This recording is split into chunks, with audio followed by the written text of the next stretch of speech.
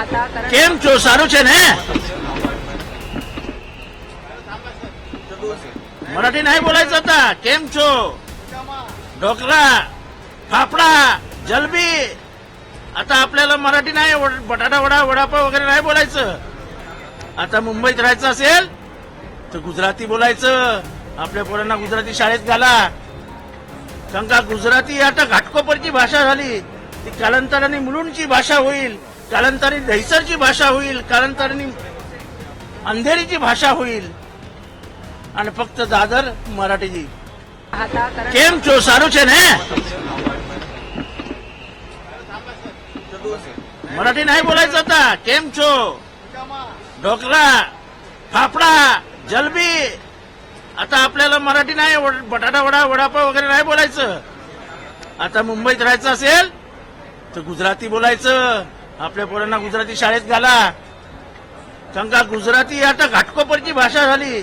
ती कालांतराने मुलुंडची भाषा होईल, कालांतराने दहिसरची भाषा होईल, कालांतराने अंधेरीची भाषा होईल आणि फक्त दादर मराठीची. म्हणजे आम्ही फक्त दादरपुरते मर्यादित राहणार हो. थँक्यू भैयाजी जोशी, मराठी माणसांना जागा करून दिलं. थँक्यू. बीड संदर्भात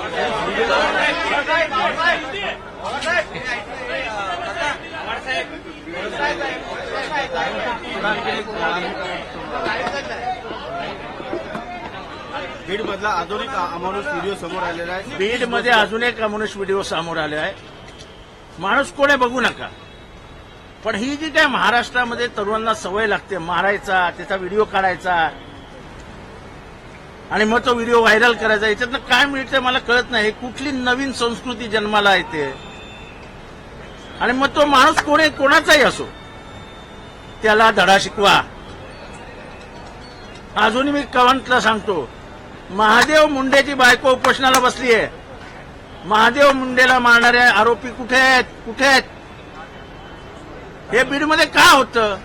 कारण का यंत्रणाच ढासळली आहे. हाकला ना सगळ्यांना बाहेर तिथनं. बीड मधल्या पोलीस अधिकारी जे वर्षानुवर्ष तिथेच आहेत त्यांना हाकला, बरोबर सगळं येईल.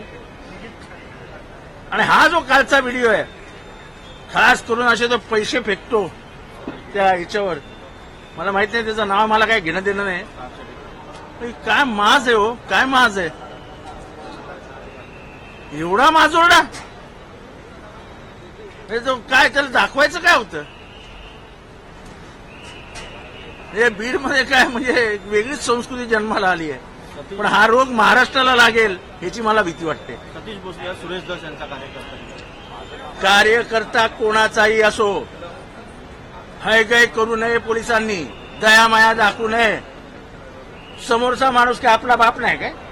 आपला भाऊ नाही तो? अख्खे दात पाडून टाकले यार. कुठली पद्धत आहे?